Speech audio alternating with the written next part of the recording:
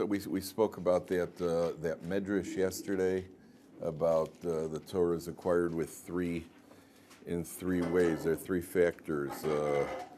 It says Torah is given through fire, water, and the desert. You remember we mentioned that yesterday? And we said that represents the certain amount of dedication, devotion that a person has to show to the cause. And devotion is not just because that's what's needed. See, devotion is not because, well, you need devotion in order to achieve success, you need devotion. Devotion shows that it's important to you. If you do something lackadaisically, that shows that it's just not that important to you. When you do something with enthusiasm, that shows greater importance. That's why there's an idea of being. Did you ever hear the expression to be kovea itim la Torah? That a person has to have set times for Torah study. So, for example, you can have one person who studies well, and he grabs 45 minutes here, 20 minutes here, an hour and a half here, to 15 minutes here, and in the course of the week, let's say he learns 15 hours. You have another guy who gets up every morning and before davening he learns for a half hour. Every morning without fail, he learns for a half hour before davening. And then at the end of the week, he's only learned about, what's he learned? 4 hours at the end of the week. One guy's learned 10 hours, one guy 15 hours, one guy's learned 4 hours. The guy who's learned 4 hours in a certain way has an advantage over the other guy. Certainly learned more Torah cumulatively.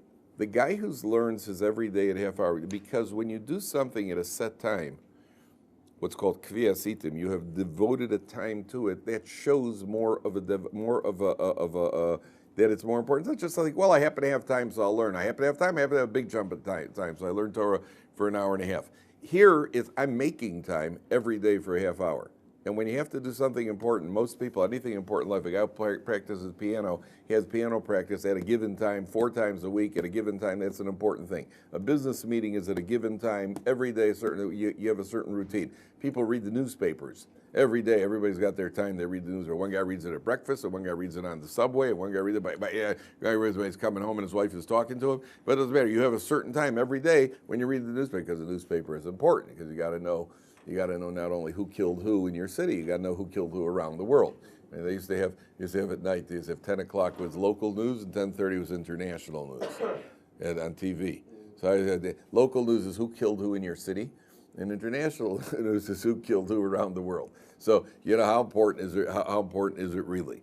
But at the end of the day, if you feel it's important, so when a person devotes himself to Torah and you have a set time and you show the devotion to Torah, and you work at Torah, that means you're showing that it's important to you. That's idea number one. Idea number two is, I had a guy once told me, because it always comes back in marriage, especially wives, they want to see the devotion.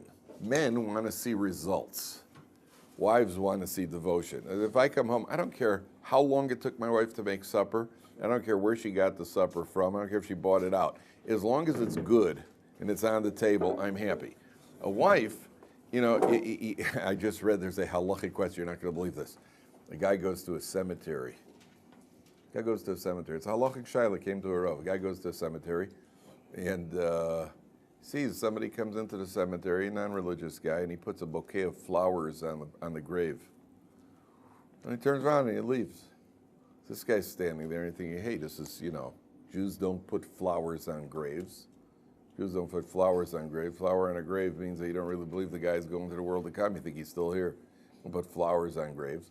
So this guy looks, he says, that's a good bouquet of flowers. So he goes and he picks off the bouquet and he brings it home. He had a fight with his wife that day. He comes home and he brings her a bouquet of flowers, and where'd you get it? It was bargain price, don't worry, you're worth everything. I mean, I would die for you, baby.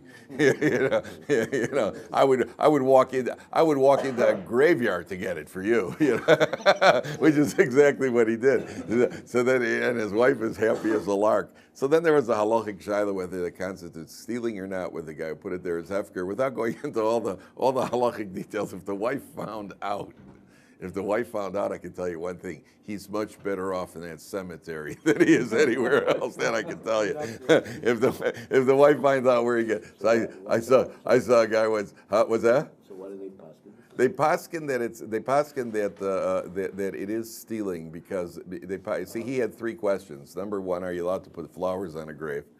Which we hold according to halacha that's following the statutes of the goyim. That is something we do not do. The second question was, is it stealing? And the third question was, is it okay to deceive your wife for the sake of shalom? Because he didn't tell her where he got the flowers from.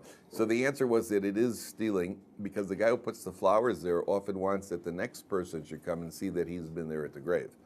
So, Ralph was here, and the next I say, ooh, Ralph was here. Wow, I'm really impressed with Ralph, And so it is stealing because the guy he didn't make it hefker. He did not make it hefker.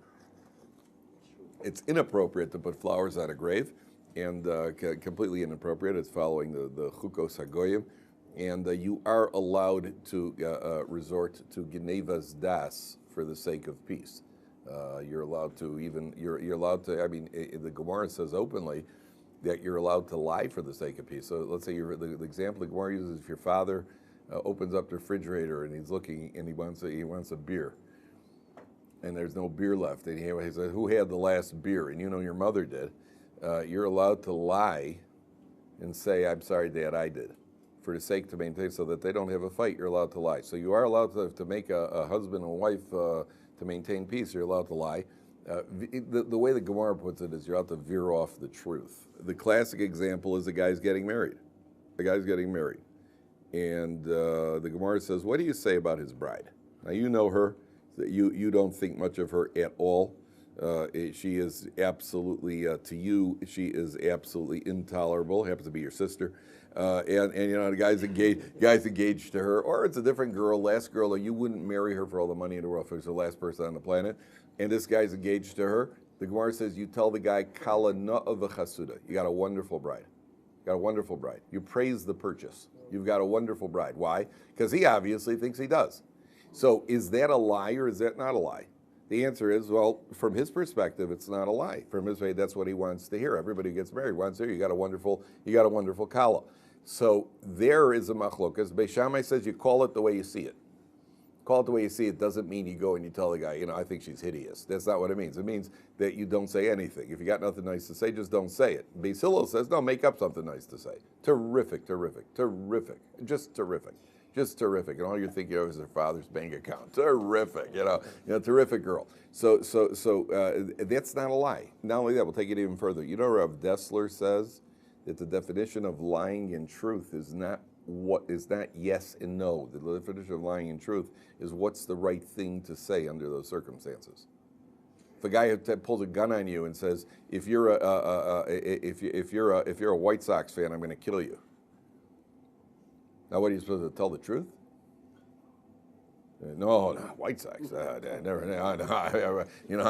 I'm Angels all the way, and I don't want to meet them right now. Yeah, I mean, definitely Angel. Yeah, that becomes truth under those circumstances. Truth to say the truth, they get killed for baseball. That's the biggest lie in the world. You understand?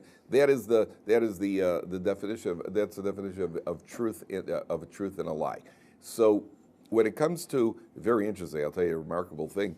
It says that prophecy was taken away from the time prophecy was taken away from the prophets. So when prophecy ended, it was given to children and to the mentally unstable.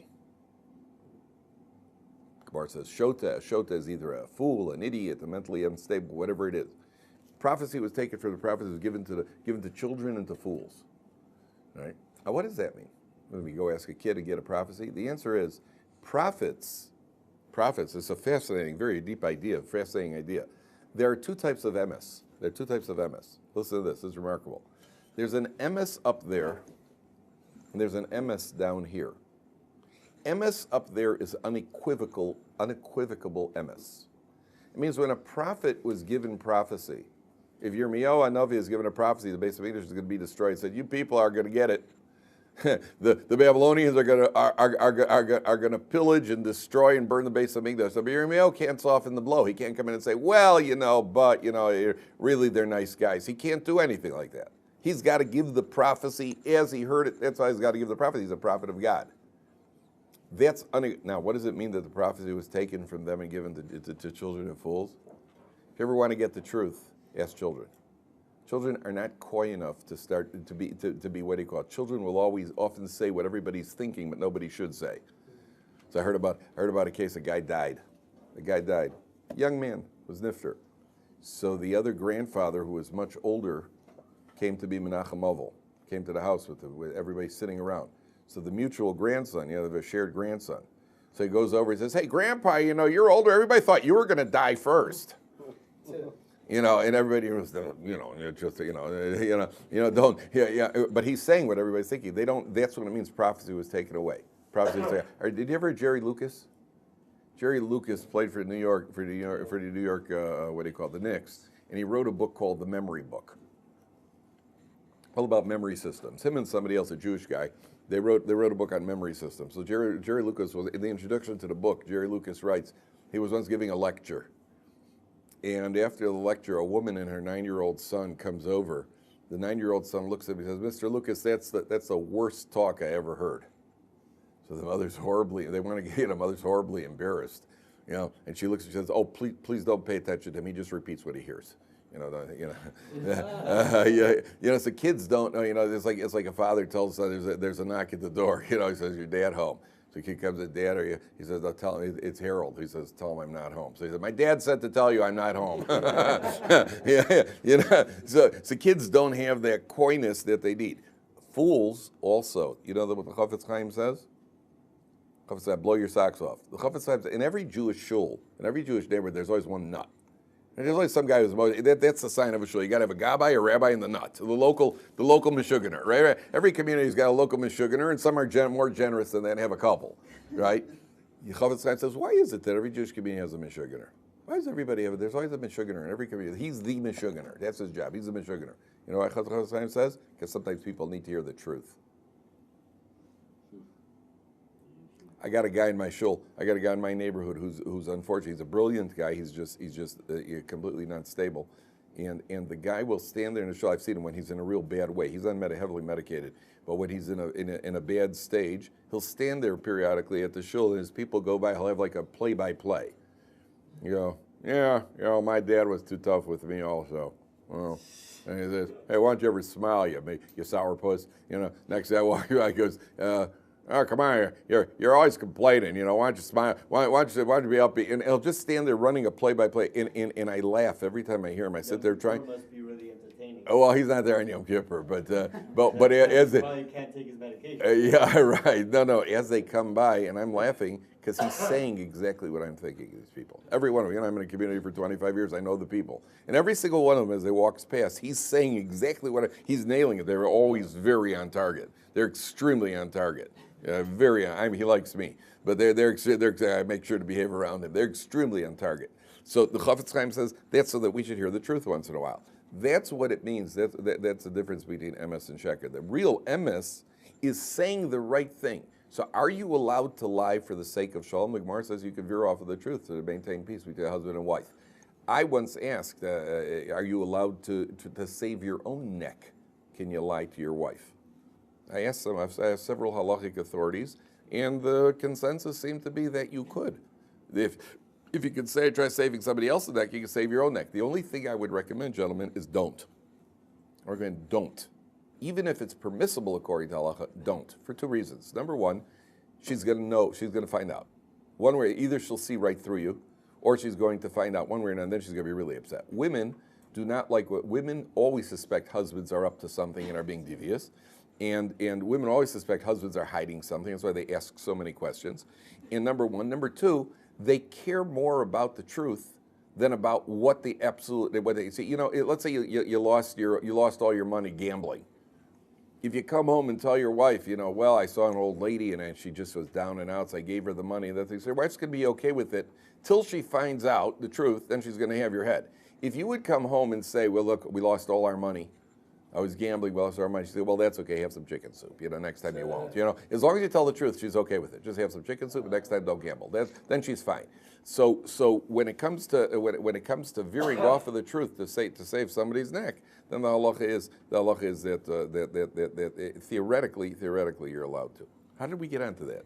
Because we were talking about fire, water, the three things, fire, devotion, right? We were talking about devotion to the cause, right? And we're talking about marriage and talking about, right, that's how we got on there. That's devotion to the cause. Okay, now, there's another idea. Sorry about that. You're right, I was talking about how women care more about the devotion. If you buy your wife a gift, she wants to know that you invested in the gift, not that you picked it off of tombstone in a cemetery. My wife brought home a baseball glove, a good baseball glove, or, and she said, or a $20 bill. I said, where'd you find it? I found it on a cemetery, on a grave. So great, go back, see if they got more. Maybe they got a bat. I don't care where you got it from. Because the women don't like that. I had a guy once stop me on the street. A guy was a little off also. A guy got married, I think he got married in his late 40s. So he stops me, and I was on the way to the bus. The guy stops, he says to me, women, I just don't get it. What's the problem? He says, it's Hanukkah, and I came home, and I forgot to buy my wife a Hanukkah card. And she got so upset with me, I didn't get her a Hanukkah card. So he says, he walked out of the house to the store to buy her a Hanukkah card, and the store was closed. So he came back to the house, and he went into the closet, took out a box, and he pulled out the card from the year before, and he scratched out put in the date, and he gave it to her. He said, here's a Hanukkah card. He said, did she get upset? I didn't know what, I don't get them. Yeah, well, some people are somewhat beyond help. If you got to explain it, then it ain't going to help. So that's idea number one. Idea number two is that fire, water, and the desert represent three aspects of Torah. They represent three aspects of Torah. First of all, fire represents what Torah is. Torah is a fire. It burns out the Yetzer Hara. It is a white fire on a black fire. And the only way to burn out the fire of the evil inclination, sometimes the person even feels the Yetzer Hara is burning in him like a fire. And the only way to neutralize it is with another fire. Fire fights fire. And therefore you neutralize it with the fire of Torah, number one. Number two, fire enlightens. That's what Torah does for us. That's what the aspect of fire is. Water is humility. Why does water symbolize humility? Why does water symbolize humility, gentlemen? The flood. The flood certainly humbled them, that's for sure. Yeah. What else? What about water? It forms to whatever. It forms to it, but even more than that. It bends. What? It goes to the lowest level. It wears out, but it goes to the lowest level. Simple. It goes to the lowest level. Wherever you put water, water will always find the lowest level. Water always goes to the lowest level. I was just in Detroit where they had a flood in Detroit a couple of years ago. When we stayed in Detroit, I stayed in this basement. The basement, as I walked down into the basement, so we were sleeping with Rabbi Gottlieb, was in a different room with our host in Detroit, and I smelled very fresh, piney wood smell. Wow, a new basement, that's a very fresh smell. They said, yeah, because it's a flood. Flood went into their basement and destroyed the whole basement. They had to rebuild the whole basement. It's because water always goes to the lowest level. That's humility. A person, in order to acquire Torah, has one of the main ingredient for acquiring Torah is humility. You have to, number one, be humble in the face of the Torah itself and respect the fact that the Torah knows more than we do, and that they're right and we're wrong, and therefore we have to try to figure out what they're telling us, not what we want to say to them. Number one, anybody who's ever learned Gemara is a very humbling experience. I've been told that. I've been used that. That's the expression that's been used over and over in the court. This is very humbling. I've seen guys who are brilliant. I had one guy from Princeton who was absolutely brilliant, who was literally upset because this was a guy who was used to, we're going back 25 years or so. This is a guy who was used to being the smartest guy in any room he ever walked into. And all of a sudden he walks into Gemara shir, and just when he thought I was toying with him, and just when he thought he was getting it, and well, maybe not, come around this way, and then there's Rava and an Abaye and a Tosos. The guy got genuinely upset. He took it personally that there's something you got to be very You got to be very, very humble to learn Torah, and you got to be willing to learn from everybody. There's everybody that you could learn from. There's nobody you can't learn from. As a matter of fact, the Gemara says I learned a lot from my Rabbi Yehuda Hanassi. Rabbi Hanassi, who compiled the Mishnah, says, I learned a lot from my rabbis. I learned even more from my colleagues. And from my disciples, I learned most of all.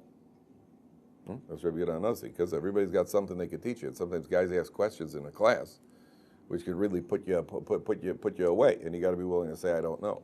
So a person that's the ingredients. So there's fire, there's water, and there's a desert. What does a desert symbolize? What aspect of Torah does a desert symbolize? This goes back to what Yisrael was asking yesterday.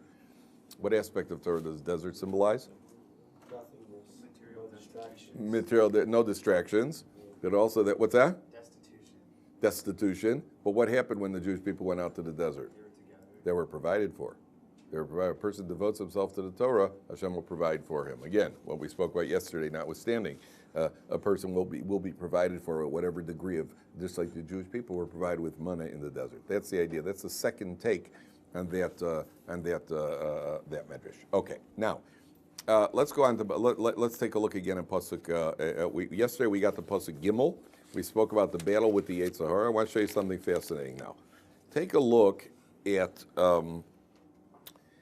Perek Aleph, Pasuk Nun Gimel. Okay, you have a list of names over here. And then on page 730, it says like this. It's 732. So it says like this: V'chanu b'nei Yisrael, ishal machaneu v'ishal diglo l'tzivosam. The Jewish people should camp. Each person should camp be in his particular camp and on his particular flag. Even the Torah is just telling you what's going to be coming. They have not been assigned that yet. Then the Torah says, "V'halavim yachanu saviv lemishkan edus." The Levites will camp around the Mishkan. V'lo yeh ketzaf al adas b'nei Yisrael. There will not be any wrath unleashed on the Bnei Yisrael because they're not allowed into past a certain boundary where only the Levites are. It's called Machane Levia, the camp of the Leviim. V'shamru al Levim es v'shmeres Mishkan ha'edus, and the Leviim should guard the Mishkan. And then the Torah says, "Vayasu b'nei Yisrael kechol asher tzivah Hashem es Moshe ke'ezeh." Bnei Yisrael did as all Hashem commanded Moshe. They did. So I saw the commentaries ask, what did they do? It doesn't say anything. It says the Jewish people will be in their camps. They will be assigned camps, which we haven't been assigned yet. Then it says the Leviim get an assignment. The Leviim will surround the Mishkan. Then it says, and the Jewish people did as Hashem said. They can't do anything yet because Hashem didn't tell them what to do. He only assigned the camps to the Leviim just now. So what is it that the Jewish people did? Well, it doesn't say what they did. It just says that the Jewish people did, the Bnei Israel did, as all that Hashem commanded. That's what they did. What they do? It's a good question. So I saw one of the commentators says like this: they got out of the way, they moved away to allow the Leviim to take their place. Because once they heard the Leviim have to stand around the Mishkan, the Jewish people said, okay, we give way to you, which is an important life lesson. Important life lesson. Sometimes a person has a goal or has a something that he would like to attain, but there's somebody more qualified. And when there's somebody more qualified, you have to step aside. You have to be willing to step aside for the good of the cause. So, for example, I'm talking about Torah causes. I'm not talking about in business. I'm talking about our politics. I'm talking about the Torah causes. So it could be that a person decides, I want to be the main fundraiser for the institution. Then there's somebody who's just simply more capable than you, and for the good of the cause, you're saying, you know what, you better take over. You should be the one running. A very difficult thing. You have a guy who's like the gabbai in the shul.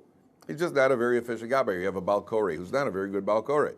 Then another balkori comes along. You have to be willing to let him take it. It's a difficult thing to do. The Jewish people are willing to allow the Leviim to take their place around the Mishkan. The Jewish people back away. Vayasu b'nei Yisrael. That's what they do. Number one. Number two, take a look at the next pasuk. Vaydat Hashem al Moshe v'Aaron lemor. Now is going to come the assignment of where everybody is going to camp. So it says, Ish al diglo, each man by his flag, be'osas leveis avosam yachanu b'nei Yisrael mineged saviv lo moed yachanu. And then the Torah goes, I'm not going to read the psukim, but the Torah then goes and divides the Jewish people into four camps, north, south, east, and west. It actually starts from the east. And they're divided 3 tribes on the east, 3 tribes on the south, 3 tribes on the north, on the west, 3 tribes on the north. And they're divided up like a military formation. Okay? That's how you've seen pictures of the Jewish people, the encampments of the Jewish people. Did the art scroll have any pictures of the encampments? I mean, it's not that difficult to picture. It's 3. The Leviim are in an inner circle, and on the outer circle is 3 on each side. No, he doesn't have any pictures there. The Leviim, and they're camped around. So the first question the commentators ask a question over here. What year is this? What year is this that the Jewish people have that all this is taking place? When is this happening? After by Yeshua ben Nun. Okay. Well, this is in the Bamidbar. This is. You say when is it happening? It's happening in which year of they're having come out of Mitzrayim? If you take a look at the beginning. It's the second year. It's the second year. Right? This is they're on their second year out of Mitzrayim. Back on page 726, it says Be'echad lachodesh hasheni, on the first day of the second month, Bashana hashenis. Let's say something Mitzrayim on the second year that they came out of Egypt. So the question is, I mean, I don't know what kind of formation they were in before that. Before that, I guess they were just all bassed together. It looked like Flatbush. Just everybody lived wherever they want, until eventually, in the second year, everybody is separated out. So the obvious question is, well, why did they wait to the second year to do this? Why were they divided up into their flags and into their camps in the second year? Why didn't they do it right away when they left Egypt? Here they wait to the second year, and in the second year, now we divide up into our units. Why? Why did they wait to the second year? And there's a very good reason, by the way. A very good reason. The answer is that something took place between the first year and the second year that allows for this division. You know what that something is? The building of the Mishkan. Because they built the tabernacle, because they built the Mishkan, now they could allow for teams, divisions, flags. Because they had the unifying. Yes, exactly correct. In other words, Jews are always divided up. We got Ashkenazim, and you have Sephardim, and you have Ashkenazim, and you have Hasidim, and you have Ashkenazim, and you have Yekes, and you have Ashkenazim, and you have, the Jews are divided up. Jews are divided up, and also you got Persians and Moroccans, and this. I mean, even among the Hasidim, you have dozens of Hasidic groups, and even in one Hasidus, you may have three sons, each one who's got a different faction of that Hasidus, and so why are there so many factions in Judaism? The answer is, we have there's a unifying goal. We're all Jews and we're all serving properly. We're all serving HaKadosh Baruch Hu. If you take the Jewish people out of the desert and there's nothing unifying them, then it could become factionalism. So you're on this wing and you're on that tent, and all of a sudden everybody feels their way is better, and so on and so forth. Comes along the Torah says, you know what? You have a Mishkan. Everybody's focused on the same Mishkan. Everybody's focused inwards. Now we're dividing you up, and everybody's got a different job to do. Every tribe, the tribe of Yisachar learns, the tribe of Zevulun supports him. Every tribe, tribe of Levi is the Levium. Everybody's got a different task to do, but we're all unified. We're all focused inward. So the truth of the matter is, it's deeper than that. It's deeper than that. I want to tell you an incredible Gemara. The Gemara at the end of Tractate Tainus. Tractate Tainus, I think it's on page 31 in Tractate Tainus. The Gemara says, in the future, HaKadosh Baruch Hu is going to make a circle for the tzaddikim. And the tzaddikim are going to go around this circle, and they're going to point into the middle, and they're going to say the pasuk Zeh. They're going to see the divine presence, and they're going to say the pasuk Zeh Hashem kivinu lo. This is the God who we hoped for. Nagila v'nisbecha v'shuaso. We'll rejoice at His deliverance. Okay, that's what the Gemara says. When in the future, and what's the revelation exactly? That I can't tell you. I don't know. That's what the Gemara says. The tzaddikim in the future are going to go around. Everybody's going to point in. Okay. So I heard an explanation from Rabbi Leff. If you've heard Rabbi Leff, he speaks here once, so fabulous, one of the big rabbis in Israel. So he said like this: everybody in their heart of hearts feels their way is right. Everybody feels their way is right. I'm an Ashkenazi, you're a Chassidish, but we all know really I'm right. The Chassidish knows, we all know really I'm right. The Sephardi says I really am right. My Nusach is really. Everybody's got that feeling deep down inside. Yeah, we're all good, but I'm the goodest. Right, that's really the feeling. All men are, as George Orwellstein might have said. All Jews are equal, but some are more equal than others. Right. So everybody feels it now. Why do they have to go around in a circle? The answer is that when you go around in a circle, at a certain point, if I go around the circle, we shift places. I'm now standing where you were standing. So I'm seeing HaKadosh Baruch Hu through your eyes, the way you served Him. Now you're seeing Him through my eyes, the way I served Him.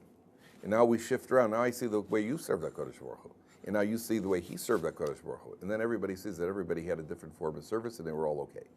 They were all what they were meant. That was the way they were meant to be serving HaKadosh Baruch Hu. But that's only on one condition. It's only on one condition. If it's on the circle. It's got to be on the circle. Just because you make something up doesn't mean it's on the circle. That means there are different, authentic ways of serving HaKadosh Baruch Hu for each person by his nature and his life circumstances and so on and so forth. But everybody will then see how everybody else who served authentically, I'll see him through your angle. And I say, oh, I see what you did was right for you. And what I did was right for me. Not that we could, not like one of these happy, touchy religions. Well, what's right for me is right for me. What's right for you? I mean, meaning authentically, what's right for me was right for me because that was the life circumstances and the way that Kodesh Baruch Hu wanted me to serve. And by shifting places, each person sees from his angle. But that's only if you're on the circle. And therefore, the Jewish people are in different camps. They're in different camps all the way in four wings. But there's a central unifying force, which is a reminder we're all playing for the same team over here, number one. Number two,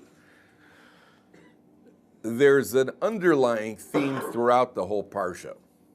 And this we started talking about yesterday, a little bit about everybody who has a name and a number. Remember we spoke about a name and a number, and you've got a dual task. But there's another underlying theme in this whole Parsha. The underlying theme is the Levium are here, and Yehuda and Yisachar and Zvulun are here. Everybody's here, this is here, Moshe and Aaron are here. And that underlying theme is what's called Seder. Anybody know what the word Seder means in Hebrew? Order. There's a Seder. Seder is, even in the yeshiva world, with the learning program in any yeshiva, what is the learning program called? The daily program is called what? Seder. We have the first Seder, we have the second Seder, we have the third Seder. In a mainstream yeshiva, it's divided up by Seder. There's the morning Seder, the afternoon Seder, Why is it called Seder? Seder means because that's the order of the day. So I remember a story I was told when I was in day school.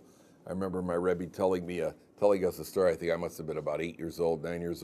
So he told us there was a guy whose father sends his son off to yeshiva. Sends him out of town to a yeshiva.